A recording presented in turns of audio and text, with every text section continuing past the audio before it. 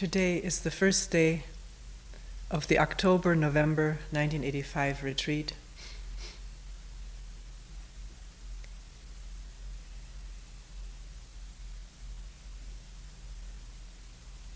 Someone reminded me yesterday after the opening talk to mention for people to feel free to look up during a talk. That is helpful.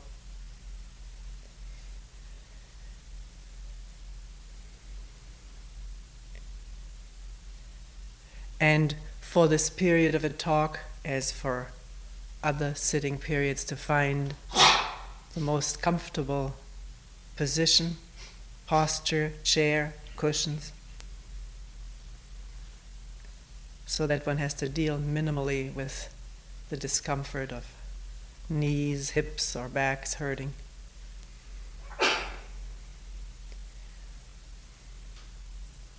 If the posture turns out to get cramping, painful after a while, then it's all right to change it. Fold the legs back or stretch them, whatever. And can that happen quietly? Meaning with careful attention to the sounds that go with movement and to the sounds that go with inattention.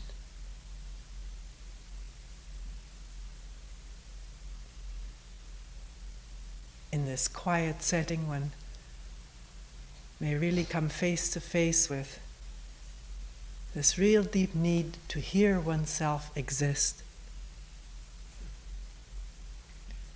In our daily life, we do it mostly in our talking, but also in the way we walk,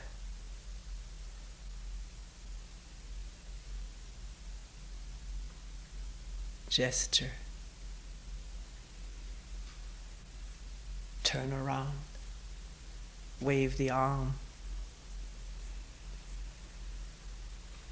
Are these movements which come out of attention or to feel me, or to make the other person with whom one is related or the other people see me, hear me?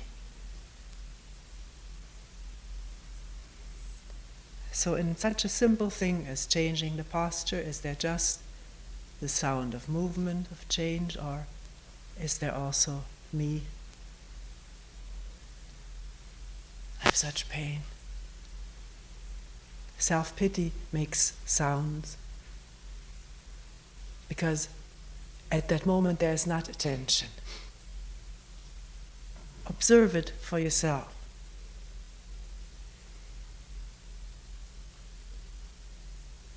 Every discovery that is made without condemnation or rejection or whatever reaction comes so quickly on its heel, when the discovery is free from that, there's a joy in that.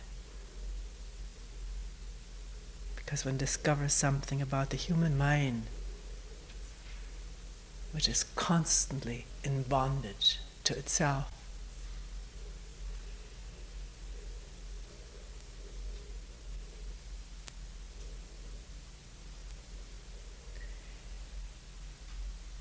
And the listening itself, listening to a talk, even moving here closely. We've recently, for the last year or so, mentioned to people to bring their mats if they wish to bring them closer. One may not wish to move one's mat, one may wish to stay at whatever spot or distance, that's quite all right. Sometimes it's mentioned to me that there is something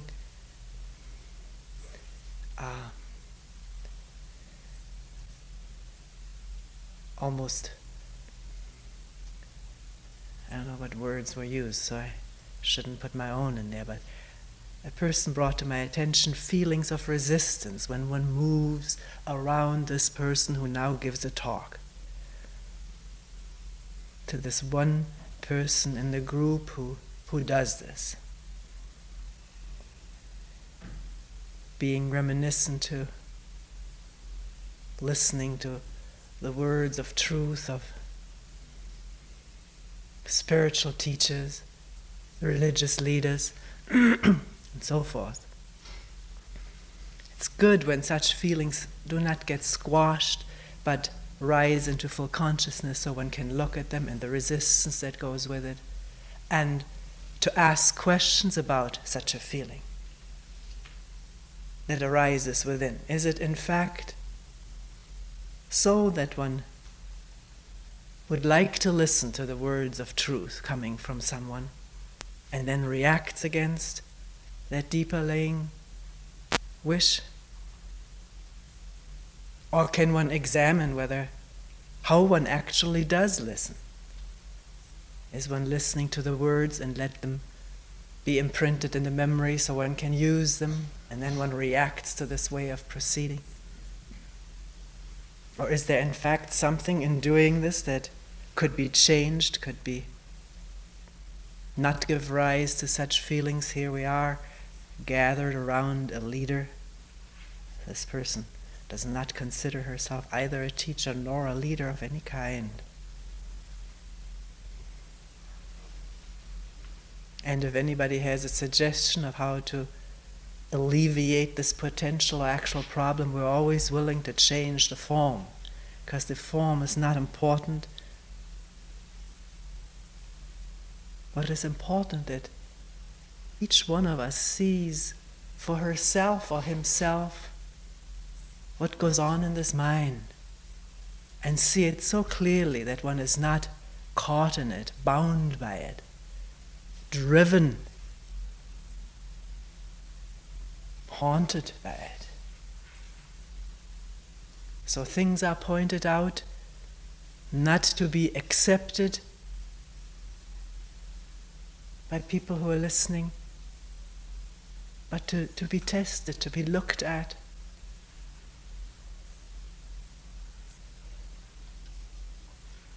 Freely. Neither with the inner ancient compulsion to agree or the reaction to that compulsion to disagree, but to see.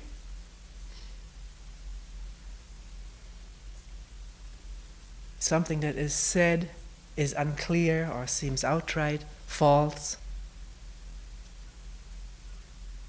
untrue, not jiving with one's own experience, and please, if it's important to this person, bring it to the meeting. We'll look at it. Not so much as what was said, I usually can't remember, but we can start fresh. Wrong words may have come out easily. Not the real correct words. It's one of the most difficult things to put into words what one sees to be so, or what is seen to be so.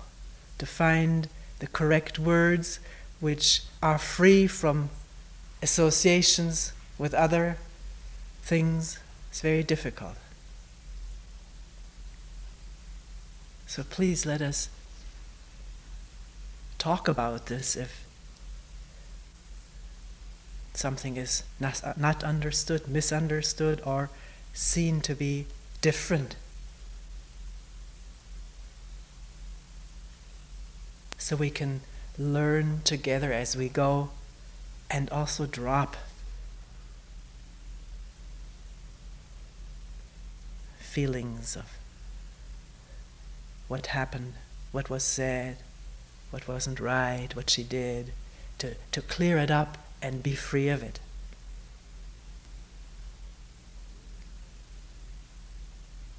So this question is of great importance. How does one listen to a talk such as this?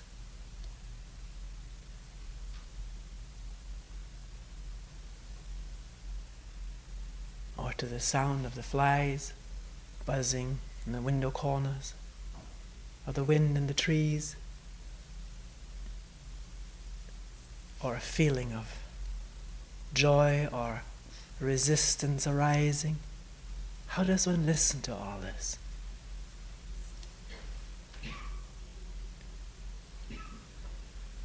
Is the mind in a state of expectation? What it wants to hear? Meaning certain patterns of memory want to be reinforced in the brain. If something corresponds to a pattern that is already existing in the brain, in the memory bank of this computer that we all have, and there's a good feeling. If something does not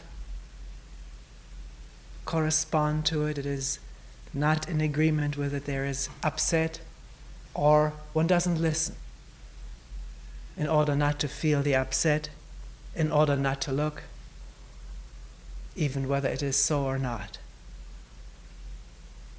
So to be very sensitive to what goes on during listening, is one shutting things off because it becomes too painful to listen, too upsetting?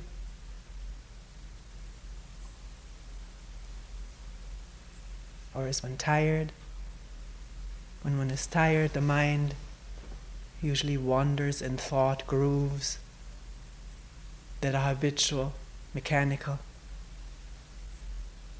Will one wake up that there was this thought groove running and pick up the listening again? Or will one blame oneself for not having been attentive? Or blame it on the talk? All of this is so open to inspection, without needing to condemn or approve of oneself or the one who's talking.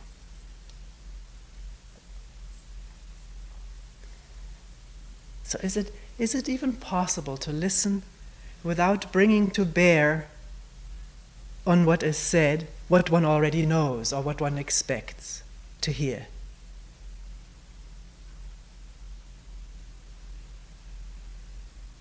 Or is it an impossible task? It's up to us to find out whether there can be such attention that it is not hooked up with expectation or previous knowledge. A fresh listening and looking which doesn't know the outcome.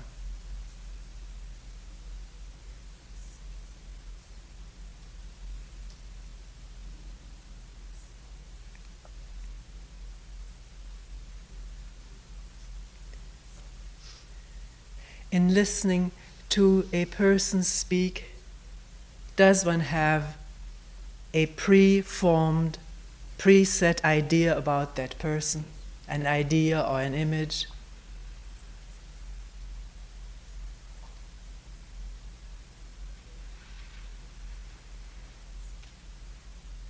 Which is there at the moment of listening. One may have it, but it can be put aside and one can listen without that. If one doesn't, with that is connected expectation. Already knowing from what one knows what the person will say.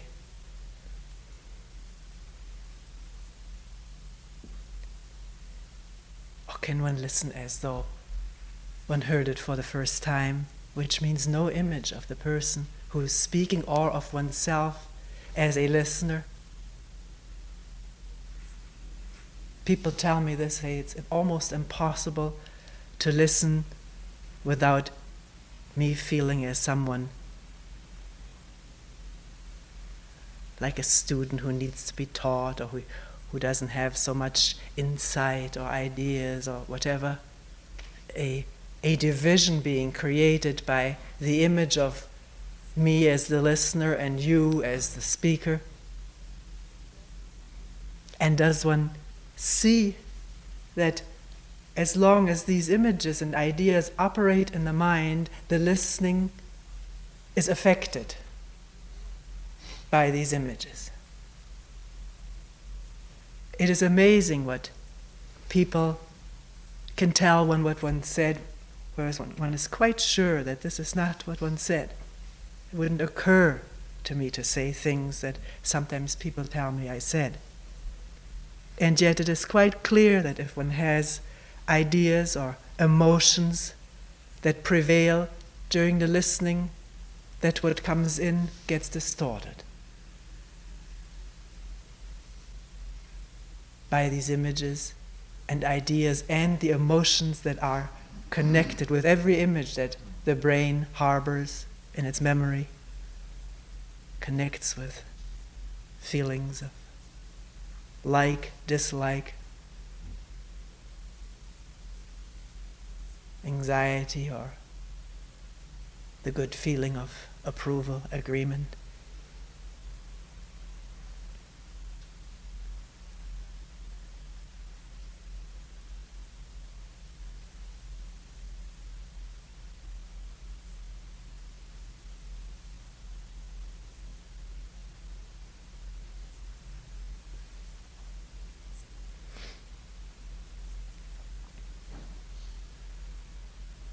Someone mentioned to me that coming back to the particular arrangement here, the setup of one person sitting there with other people grouped around, and the process of grouping around this person, maybe the microphone here, creates inevitably the image of authority.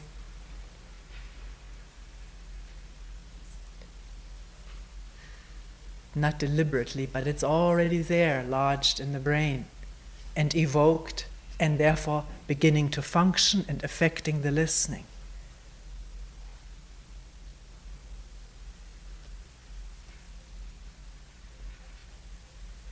What does authority mean? That a person has authority.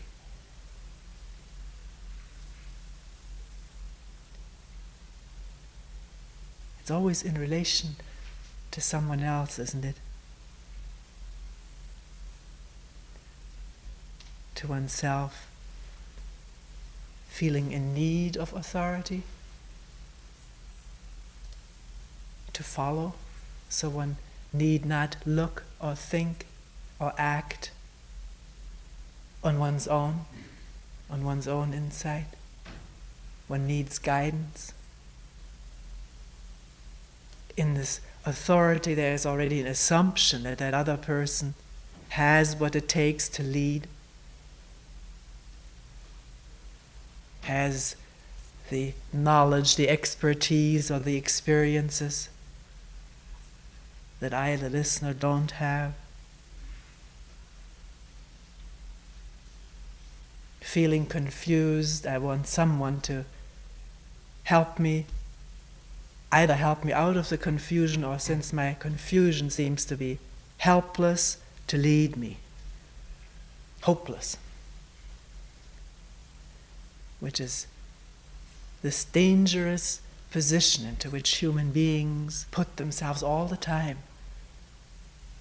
trusting in someone else's understanding, knowledge, experience, in the light of one's lack of that or inferiority of that, and hoping that that person will help one, lead one,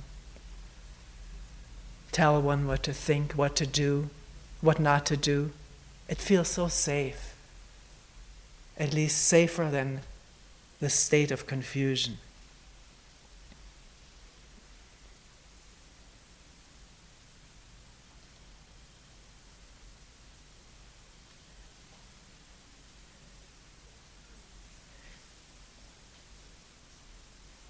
But what is said here is not said to lead people,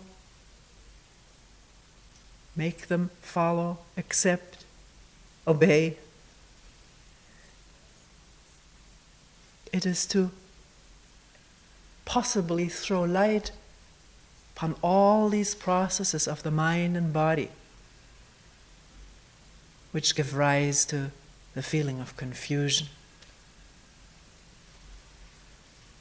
To see them, not in comparison what one should feel like or should be like, but actually to see the state of the mind from moment to moment, and in its effect on the physical organism, and the effect of the physical organism back onto thoughts, the snowballing and avalanching that takes place once a thought has arisen.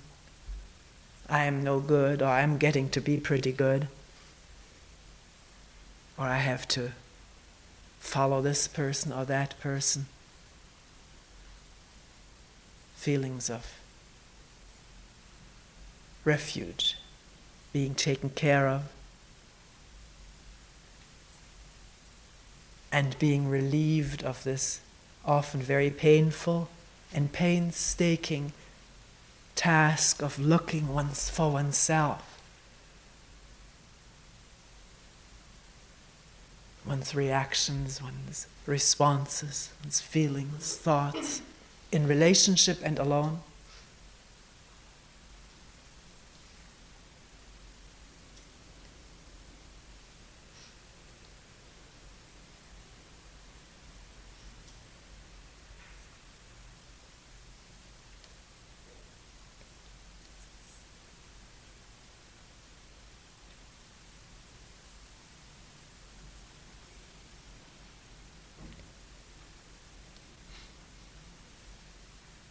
What we're going to talk about this morning in the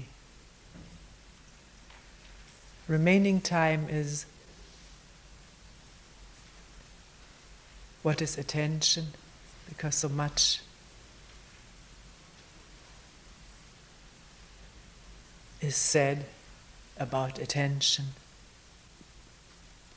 and what is concentration, because so much is known and has been heard and read about concentration.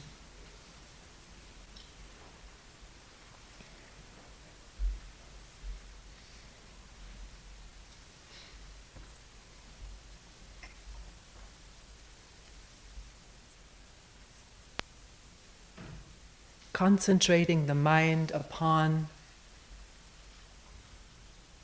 something. I'm talking about sitting right now, having a practice we used to talk about. I have a practice, or my practice is such and such. I received my practice from my teacher.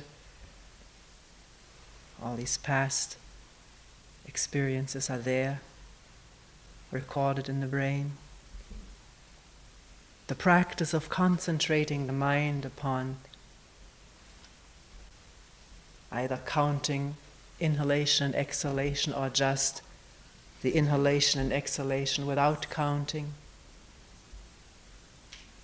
or as one quote unquote progressed through these initial practices to concentrate on a koan or an inquiry, like who am I? All of this involved the concentration of the mind, which meant, didn't it, an effort of will to do that?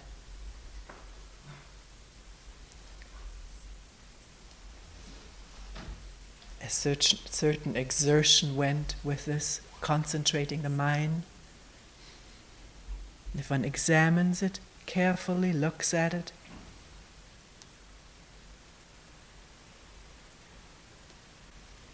in this exertion and intention to concentrate the mind, there was a motive.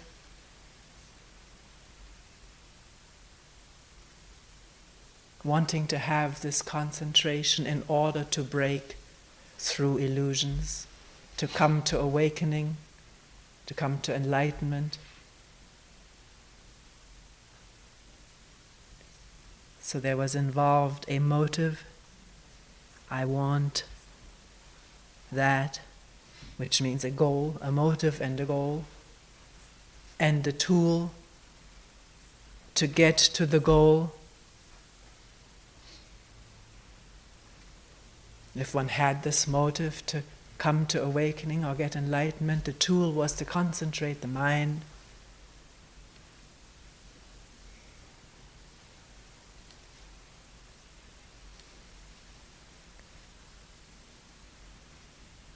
And in most spiritual practices there is this concentration on something, which if the will, the exertion is there,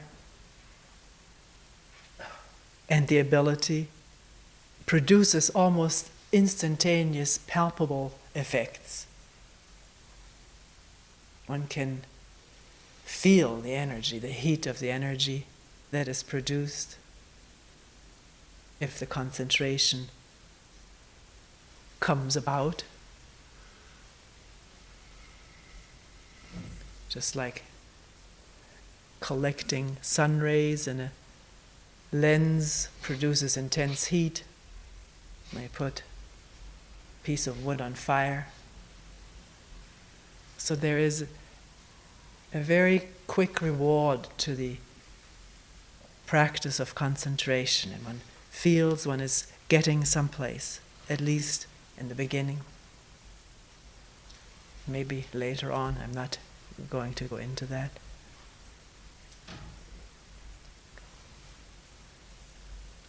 But in order to concentrate and keep that energy going, there has to be an exclusion of anything that distracts from this particular path of concentrating the mind on a practice. And the practice itself is used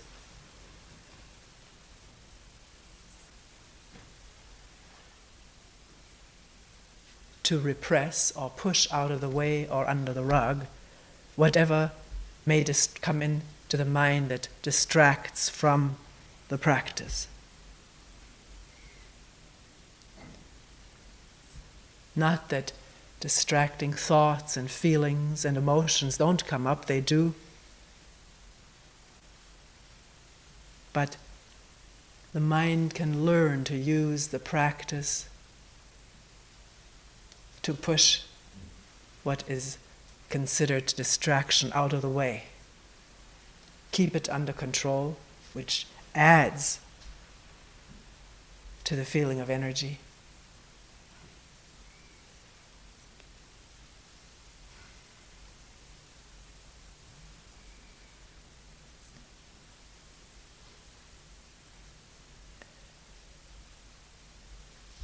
Was mentioned that there's almost instantaneous or very quick feeling of rewards, results to this practice. Very often it isn't that way. A person may forever try to concentrate his or her mind, and it doesn't work. The thoughts are overwhelming. The mind wanders with every sound, the associations come up, and the dreams and the hopes and the fears. And then when one comes to, there's the dismay at having again been distracted, and one's concentration being worth very little or nothing. Even after years and years and years of practicing, one feels what good am I at this? Other people seem to be better at this, which adds to one's dismay and despair. The mind is always ready to compare itself with others and then draw conclusions from this process of comparison. Either the conclusion, I'm better, which gives a boost of energy and good feeling to the system. For a while, these things never last because somebody else may be better than oneself, and then the opposite happens. One feels deflated or envious, jealous of someone else's prowess.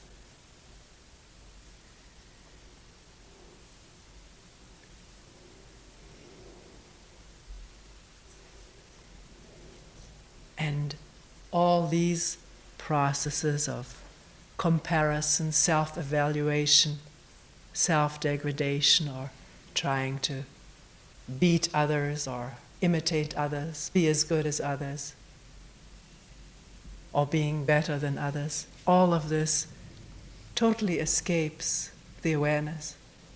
Maybe flashes in, but the practice may be used to blot such feelings out because they're painful.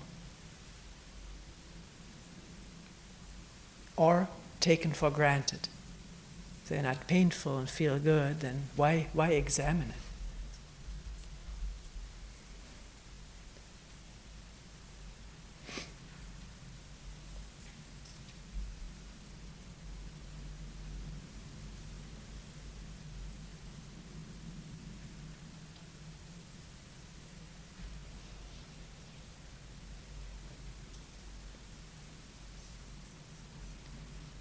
And having a concentrating practice, or concentrating on something, even if it is a question, repeating the question. Does that ever open up to the question, why am I doing this? What is my motive for it? Where does this thirst or urge or desire for awakening and enlightenment come from? Does it come out of a genuine seeing of one's condition, which is the human condition? Or is it sort of grafted upon an aching, dissatisfied self-image that wants satisfaction? In one way or another, it has not happened in one's worldly pursuits, and now one is seeking for it through a spiritual pursuit.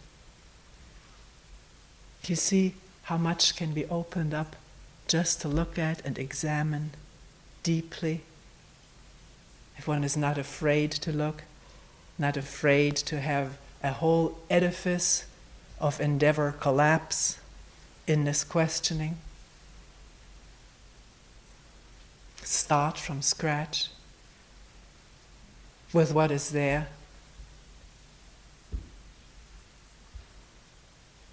Refusing to graft anything on top of an existing feeling if that hasn't been completely faced.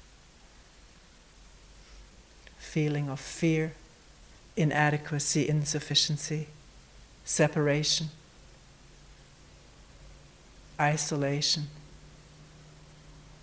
loneliness. To see one's new and ancient ways of trying to get away from this or get rid of it through a spiritual path.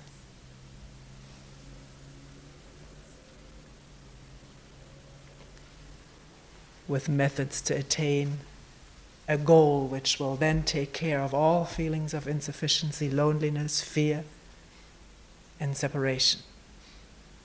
Once the goal is attained, that goal will take care of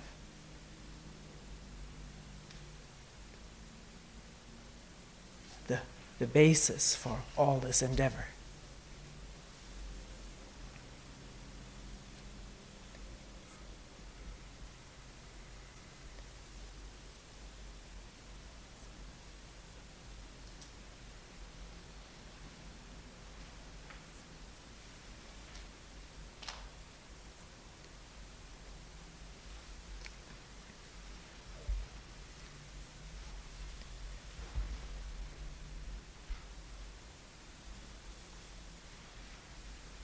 What is attention? And does it have a focus?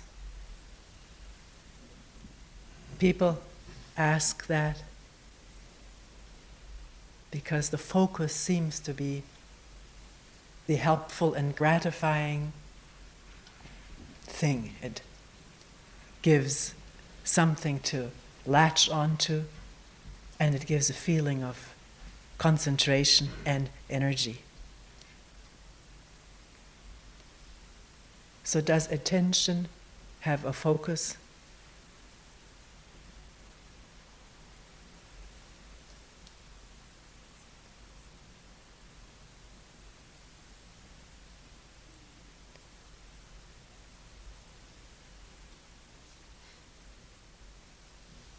If one is attending to the breathing, is that an exclusive focus? which one guards so nothing will distract from attending to the breathing, then it is the same as concentrating to the exclusion of anything else that is labeled and felt to be a distraction. And yet, it is a fact that inhalation and exhalation take place every second, every moment. There's inhalation and exhalation. So can it freely be in the awareness without this intention and exertion to focus on it? If there is the intention and exertion to focus on it, will one question where that comes from? What does one want to get out of this?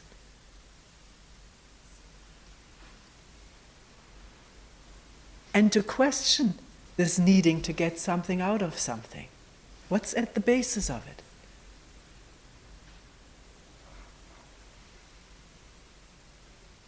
Or if one sees the narrowing of the field of attention through wanting to get someplace and using a method to get there, if one sees how this narrows this whole vast field of life and being,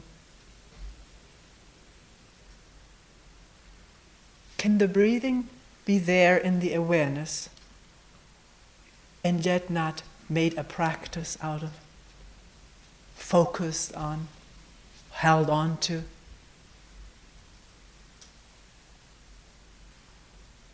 Be there as naturally as the wind blowing through the branches or the flapping of the plastic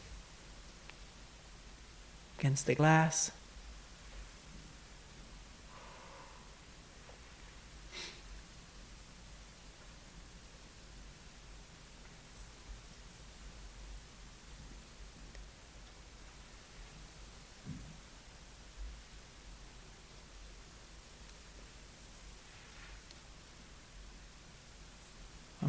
One may say impossible. Either I concentrate on this, or attend to this, or to that.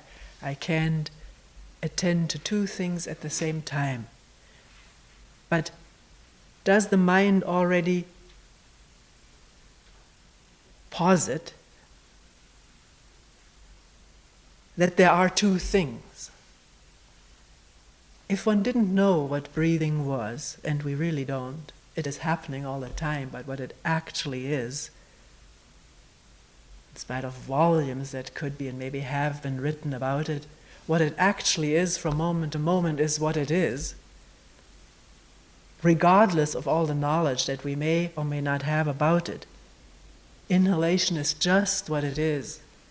And if one does not go any further labeling it, analyzing it, knowing it, then it is not separate from everything else that is going on, which is not labeled, known, or reacted to.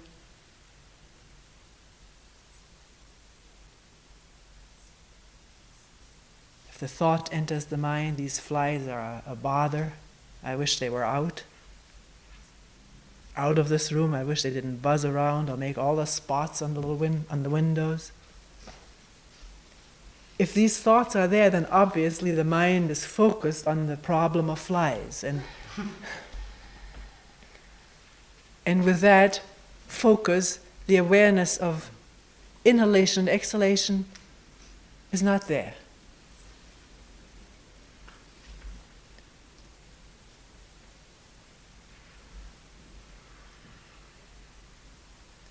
And there's listening and reacting, liking, disliking, and emotions that may be connected.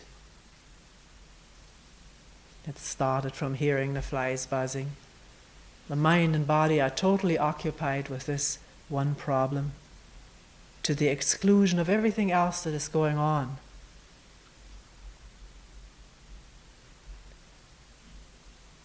Can one examine, when one is stuck on a topic, what all goes on? How the organism becomes involved if there's anger that is aroused. And the anger, of course, arouses new thoughts, and the thoughts arouse new anger or frustration. Maybe frustration at being angry. Can that all be observed?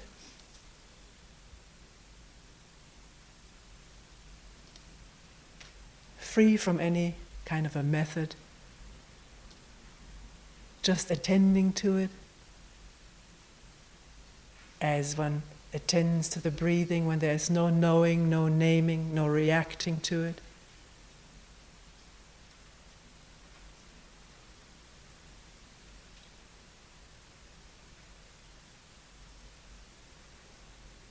You could say, well, how can I attend to reaction without reaction?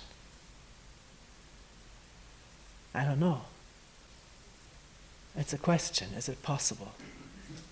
To see a reaction that has taken place and has triggered muscles, organs, glands, and their products throughout the body, and the thoughts churning away, is it possible to wake up to that, to become aware of that, and not immediately say, I shouldn't be feeling like this?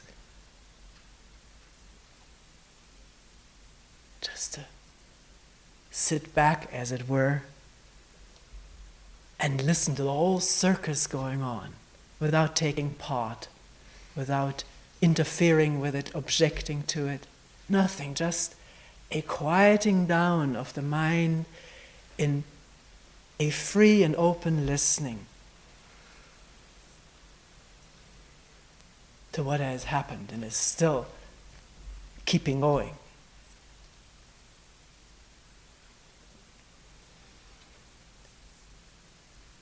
And the breathing is there too. Hasn't stopped, even though one has forgotten to concentrate on the breath while the anger was taking place. But it's there. One doesn't call it breathing and the other anger and the third flies. And if the labeling abates and there's just attention without a motive to get something out of it,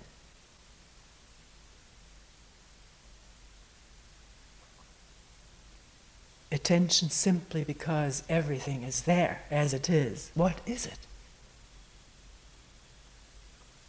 I don't overlay it with all my knowledge and reactions from the past and all my goals for the future, which separate this individual from the next.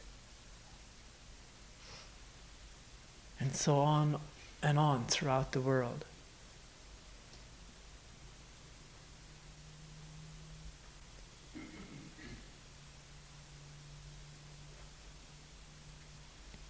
You could say, after hearing all this, but where is the energy to attend?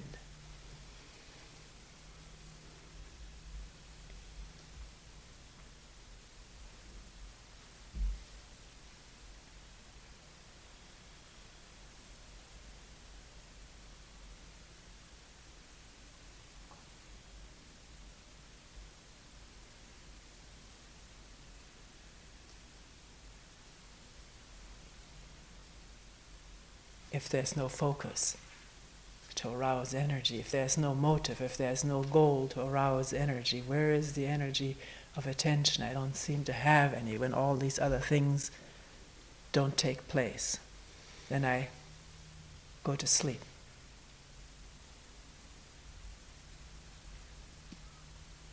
But what is this going to sleep? One can start with that. If there is a spark of an interest in what is happening in this mind,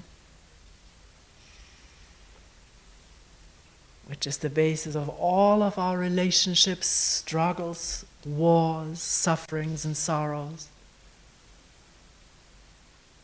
What is this wanting to go to sleep and attending to the tiredness without calling it tiredness? Not reacting to it as being bad or unfortunate, or why Why am I not as fresh as the person next to me? This is where the energy goes. Constantly into reaction, opposition, resistance, comparison.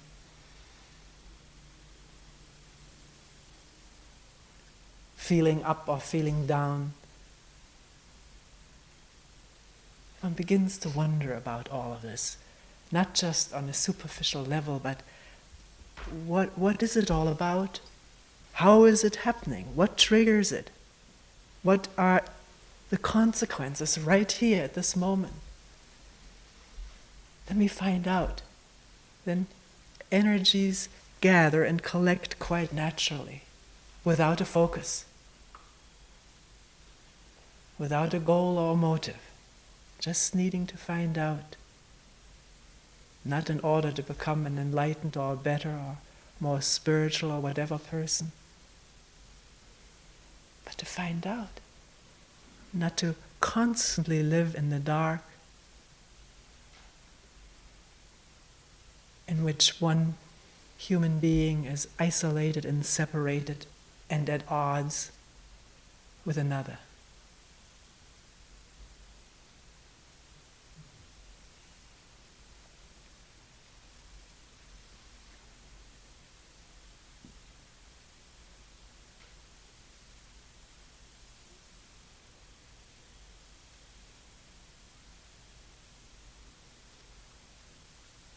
Sometimes people say, well, when I'm sitting and there's nothing happening, nothing coming up, what should I attend to?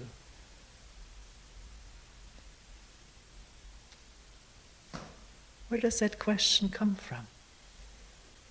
Whom is one asking for an answer? Is there the idea that there is nothing?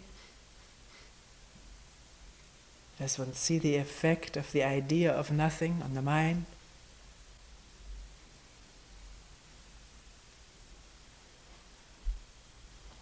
What is it really to attend to nothing?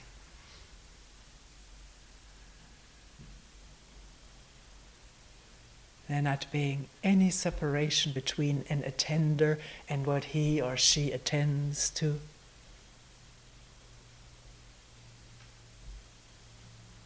Which is the beginning of our division. Just attention and nothing particular, special to attend to, just being there as nobody. No image of oneself as a practicer, an attender,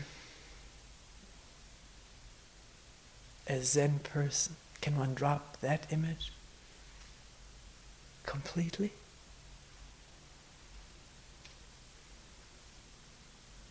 And in that question, can it drop, see attachments that are there? And attend to that? Everything is open to questioning. Do you see that?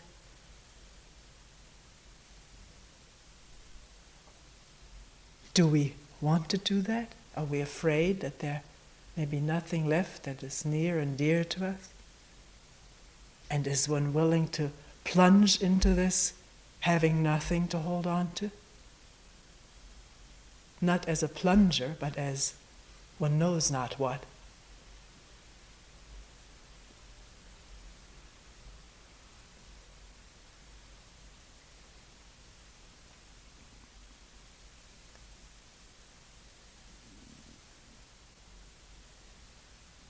For these trees out there, there's no problem for the last leaf to be blown off, tumble to the ground,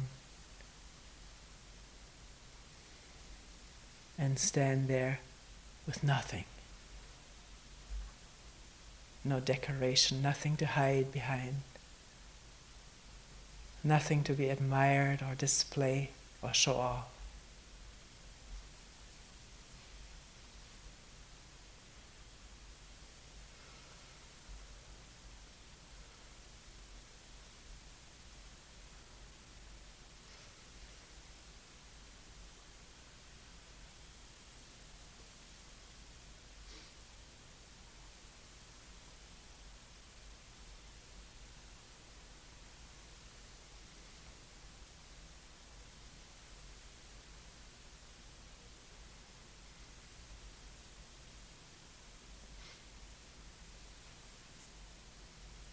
If anxiety comes up, fear, what is that?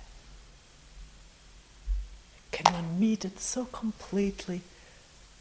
There's no division there.